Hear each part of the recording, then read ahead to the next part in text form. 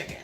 Kind of like the chicken cordon bleu, a lot of little steps, but maximum flavor if you do it this way.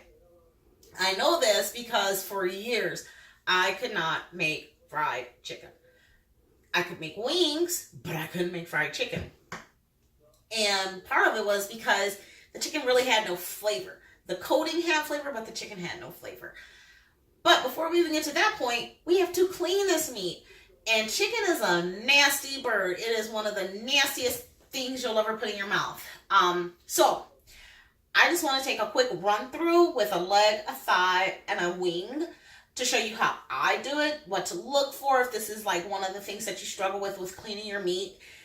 If you've never made it and you don't know what I'm talking about with cleaning your meat, follow on. All right. So the first thing I'm going to do, we're going to do the easier one. We're going to take this wing. You know, obviously you're going to pull the feathers out. Some people burn them out. I pull them out. The wing, there's not a lot to. There's not a lot to cleaning, but what you want to do is make sure it has a greasy film. So just kind of rub that one off. Like I said, there's not a lot to cleaning the wing, but just clip rub it off. Yeah, rub it out. Clip it. And because it sits in a brine, you're not going to have that nasty, ugly color. Nobody eats this. I don't even know what this thing is. It's a gimpy wing. It sits in a brine. What? A brine. That's a salt acid solution. It helps it stay moist and juicy. One of the things when I was managing restaurants, I always saw the meat come in, the chicken come in, and it said 5% solution. I never understood what that meant until I realized they were talking about it sat in a 5% brine. So it was water, salt, and some type of acid. You can use vinegar, you can use lemon juice, you can use lime juice, but you're not going to get a lot of lime juice out of one lime. You're going to use a lot of lime. So, and I'm guessing you prefer the lemon. I do prefer the lemon. Vinegar gives it a nasty flavor to me, but the lemon juice, it doesn't macerate it as much, I guess is the word that I'm looking for. So when you get to the chicken leg, this one's already been cleaned. But sometimes you'll have like that really thick portion of the skin. I clipped that thing off. Nobody wants to eat 2-inch thick skin. That's just gross. So that buddy is gone. How do you know your chicken is clean? Because it feels like skin. It feels like if you were rubbing your skin.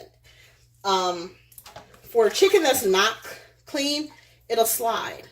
And it's snotty. So, what you want to do is kind of find an opening somewhere. And, I mean, it's just gross. So, find an opening.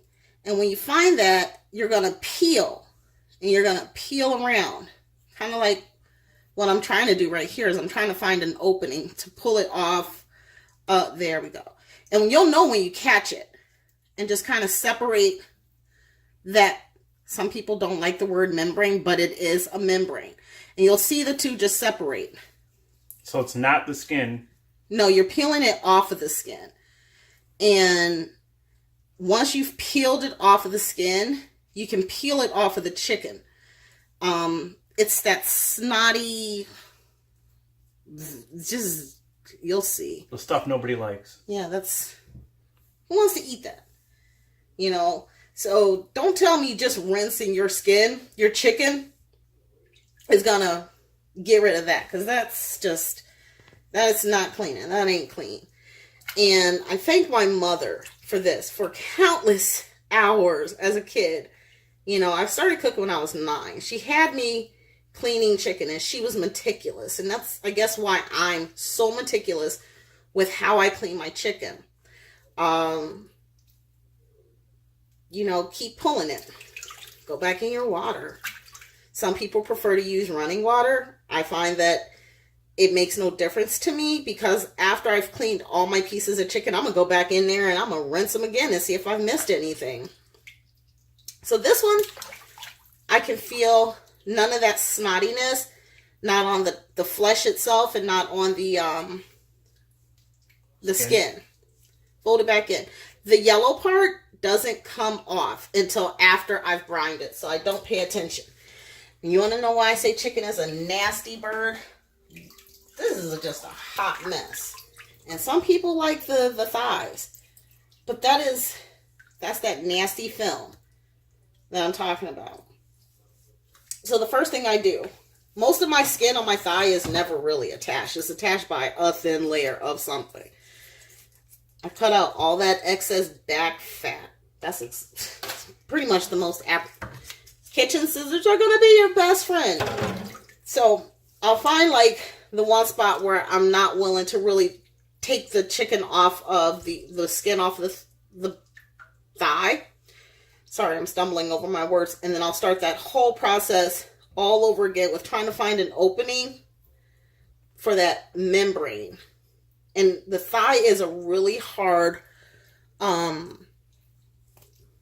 it's a really hard piece of chicken to clean because it's by nature the fattiest.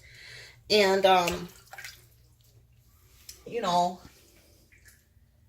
it's the most flavorful because of that fat content, just like any marbling with steak. People prefer the ribeye because it has that marbling. They like Wagyu because it's half meat, half fat.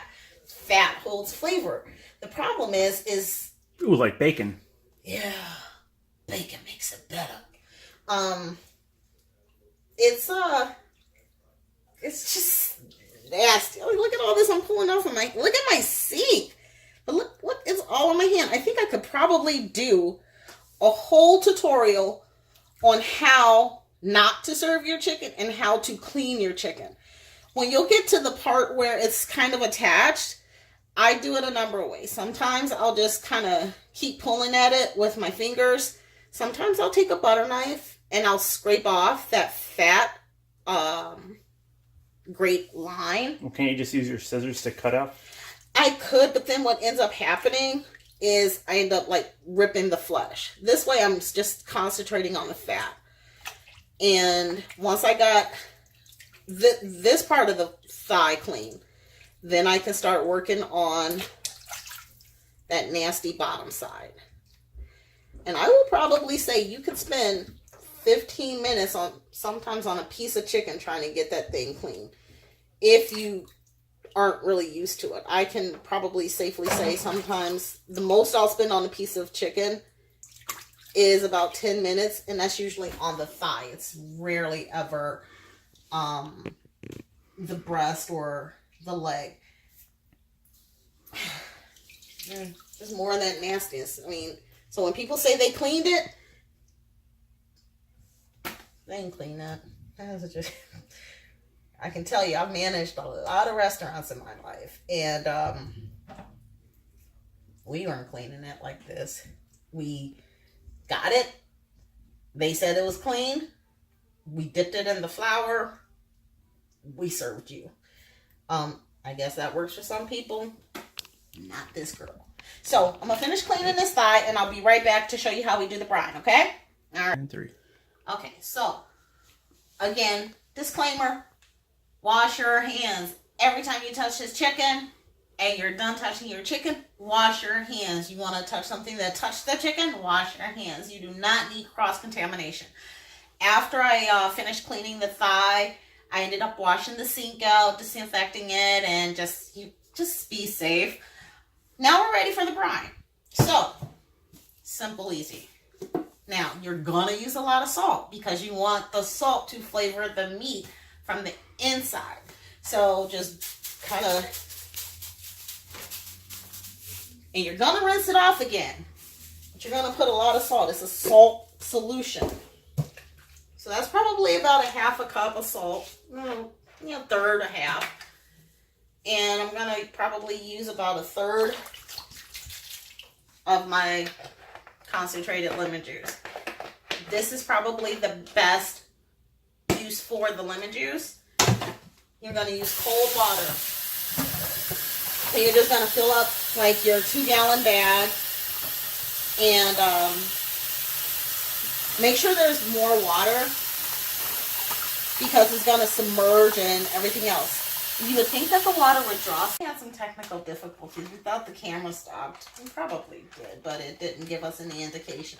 So here I filled up my 2-gallon bag. Keep it in the bowl because should your bag break in your refrigerator, well then practically everything that is in your refrigerator is gone. Seal it. Make sure it's sealed. Kind of like that. I'm having technical difficulties. What you want to do is make sure it's sealed because you want to make sure that you agitate that salt in there. And here I have about 3 pounds of chicken to 1/3 of salt and 1/3 of lemon juice. All the chicken is submerged. Now, what I was saying before we got cut off is you would think it's counterintuitive to put the salt with it because salt dries things out. But when it's a salt water solution, one, it salts the meat and it helps it retain the moisture. So when you cook it, it's juicy. It's delicious. I, at one point in time, used to brine I still brine my turkeys for Thanksgiving in an apple juice and salt solution. So good. Because it was one of the things that I struggled with. Like I said, it wasn't until recently that I learned how to cook chicken. You're going to let this sit. So you learned how to cook fried chicken. Yeah, I didn't know how to cook fried chicken. You're going to let this sit in your refrigerator for at least 24 hours. Let it sit in the solution. When we get ready to cook our chicken here in the next day or so, then I'll show you how we kind of prep that, rinse it off. You know, you don't want all that salt solution. You want it to get rinsed off because then there's some residual oils that kind of got drawn out. So, thank you. I'll see you here in a couple days. All right? Bye.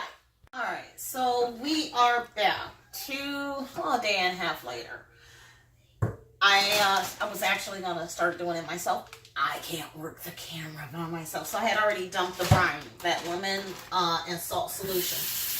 But remember I said the salt and the lemon will break down some more of that, the fat on the chicken. So what you're going to do is you're just going to go through and, squeeze off. You see what's coming off? And that's just oils that have come off of the skin that you could not get before. And when you're finished doing that, you'll end up with a squeakier kind of chicken. And that's when I said, it's just clean this chicken. It's a meticulous process, but it's worth it in the end. The wings are notorious for having that film. So when you just go through cleaning it the second time, just make sure you get all that gunk. You'll know when it's done. So I'll be back here in, maybe about 15, 20 minutes, and then we're going to start frying this up, okay? Trust me, you'll love it. All right, so we have rinsed off our chicken. What I didn't show on camera is me prepping the chicken. What I did was I sprinkled about a teaspoon of oregano, a teaspoon of basil, a teaspoon of thyme onto the chicken. Because it's added in that salt water brine, you don't need to add any salt. This is to get some more of that herby flavor onto the chicken so that it's on more than just the breading. Getting to the breading. I already did that also because, again, today's a busy day for me. April 24th is a busy day in my family. With the breading, the flour mixture, it sounds weird.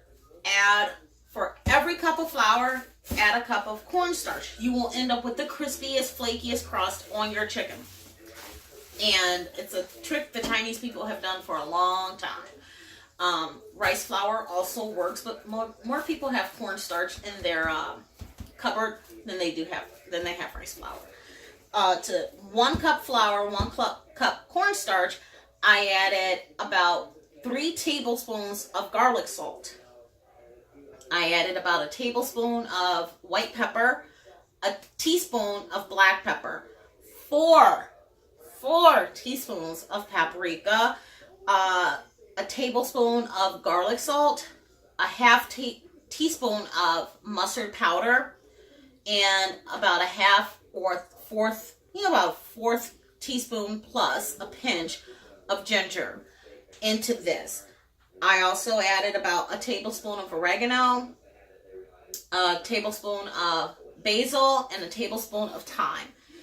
And that's your flour mixture. And you just want to shake it up. Oh, you got to add some more salt to the flour because you want your flour salted also. But you'll put all the ingredients in the description, right? Yeah, all the ingredients will be in the description, and I'll probably, because I did not show it, I'll probably just give, hey, this is how you're going to do this.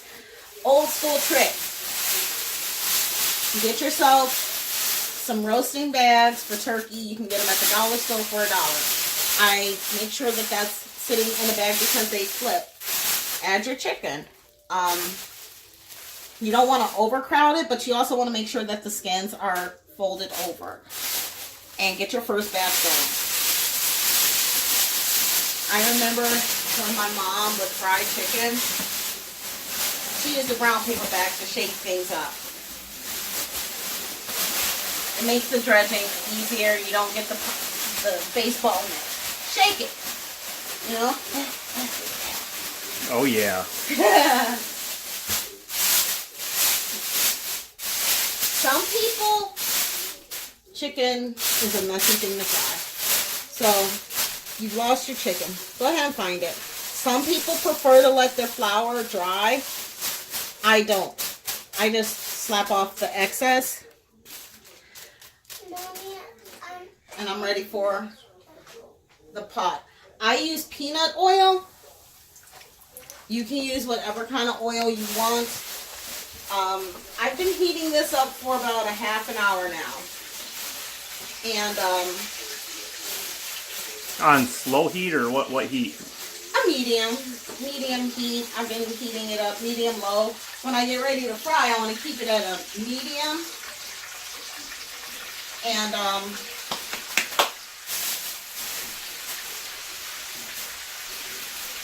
that way it's now don't overcrowd, but you want to keep it at a medium heat to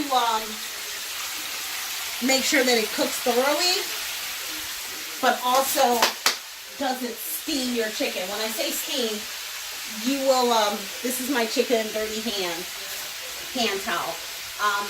When I say steam, if you overcrowd your chicken in the pan, the steam is going to release onto each other and you're not going to end up with a flaky crust.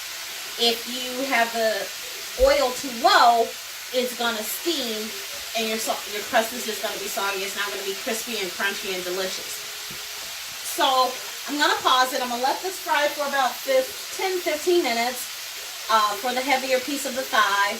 The leg gets about 10 minutes because it's deep frying. It's all submerged, so it doesn't take that long. Food will let you know when it's done. It will start to float to the top, and give it a couple more minutes after that because the last thing you want to do is serve some undercooked chicken. So let me finish frying this up. I'll show you the last little bit. All right? I'll see you in a bit. I have a little hack. I like to line like a pan sheet with some sail papers and let that catch a lot of the excess oil. It makes it easier to clean up, and I don't end up scrubbing away the coating on my pan sheet. And your chicken will start to float when it's done. And you know it's done.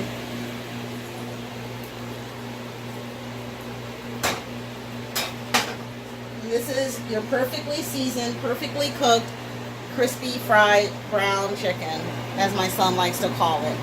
Look at that coating. That color is gorgeous. And that's all you're doing. You just keep doing it until all your chicken's done. I'm going to fry up the rest of this chicken. Get ready for this party. I hope this was informative. Again, if you like what you saw, go ahead and subscribe. Click the like button. I'll leave a list of ingredients in the description bar down below. Happy cooking. Thanks. Thumbs up.